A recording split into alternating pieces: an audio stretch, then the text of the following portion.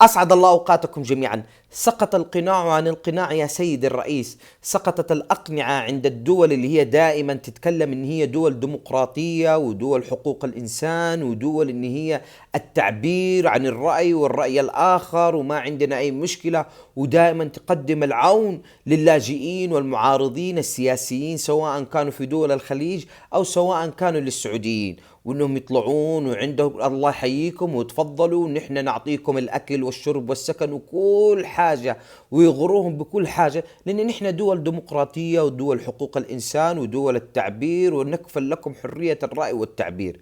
للأسف الشديد بالأمس القريب لما هدى العميري اللي لها 6 سنوات أو 7 سنوات في لندن وكانت تحارب المملكة وسياسة المملكة وحكامها، انتهى بها المطاف في هذه الدول الديمقراطية، انتهى بها أن هي تكون متشردة متسولة في شوارع لندن، وما تحصل أي أحد ولا أي مسؤول ولا أي سياسي ولا حتى الجمعيات اللي هي تقول نحن مع حقوق الإنسان ونحن مع حرية الرأي والتعبير، انتهى بها المطاف متسولة متشردة في كنائس لندن، وما في أي أحد يقدم لها أي خدمة، لا أكل لا شرب ولا حتى كمان مأوى. وين حقوق الإنسان؟ وين الناس اللي قالوا نحن ندافع عنها؟ وينها؟ انتهى بها المطاف في شوارع لندن.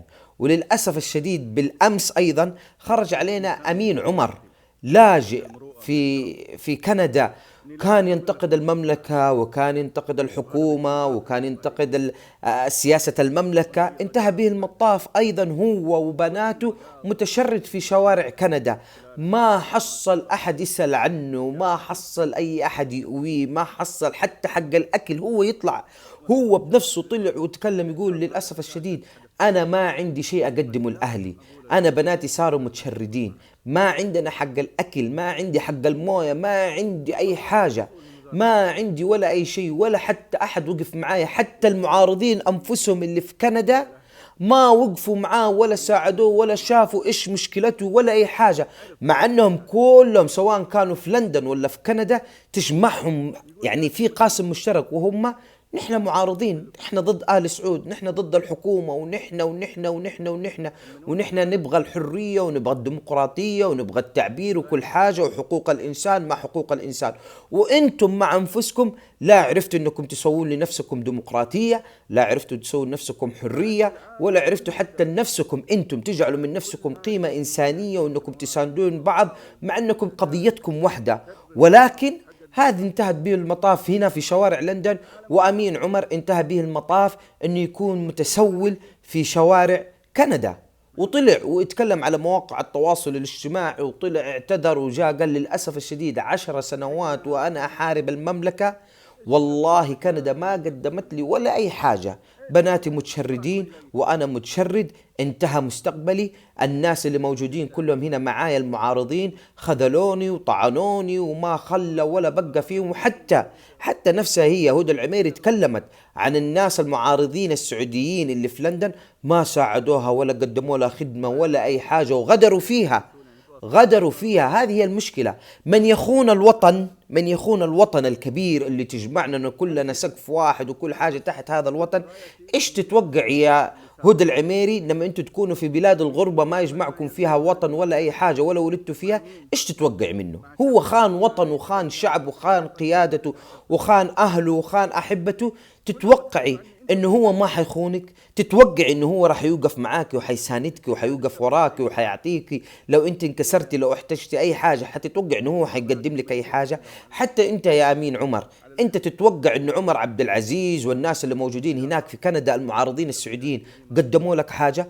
انتم كلكم الاثنين طلعتوا على مواقع التواصل الاجتماعي وقلتوا ما قدمونا ولا اي حاجة.